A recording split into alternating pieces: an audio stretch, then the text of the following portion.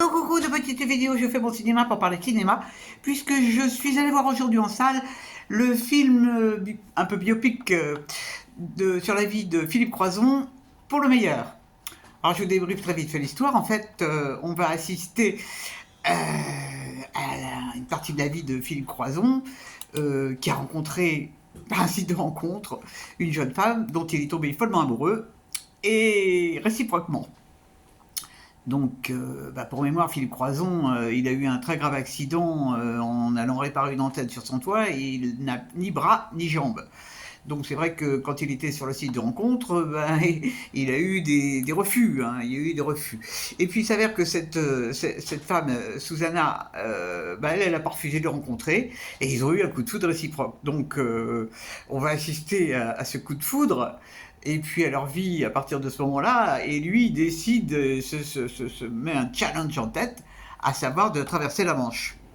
Il n'a pas de bras, il n'a pas, pas de bras, il n'a pas de jambes. Hein.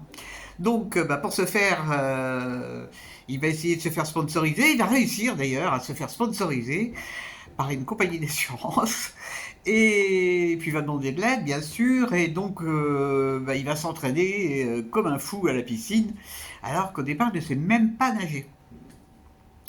Et donc, on va assister à tout ça. Et, bon, c'est pas raconter la fin, évidemment, il a réussi cet exploit. Il a fait plein d'autres choses d'ailleurs. Et donc, qu'est-ce que j'ai pensé de ce film? Alors, c'est impossible de dire du mal de ce film parce que ça serait pas sympa vis-à-vis de Philippe Croizon, qui est vraiment quelqu'un d'extraordinaire. Hein. Vraiment extraordinaire. Alors, c'est vrai que le film met en avant le handicap, et sacré handicap, et les aidants. Puis dans le film, on voit aussi qu'il a des gens pour l'aider. Et que sa femme va l'aider moralement, physiquement, à tout point de vue, quoi. Et vraiment, c'est bluffant. Donc, c'est pas possible de... Bon, alors le film, au niveau réalisation, il y a des petites choses qui sont pas extraordinaires.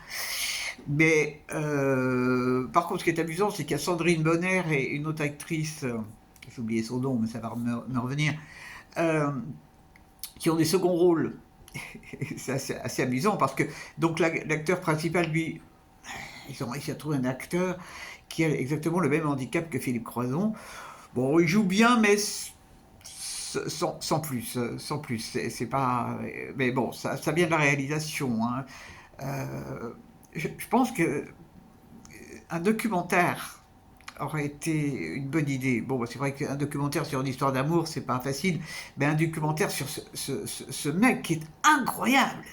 Il a une force de caractère et en plus il est vachement sympa. C'est fabuleux, vraiment fabuleux.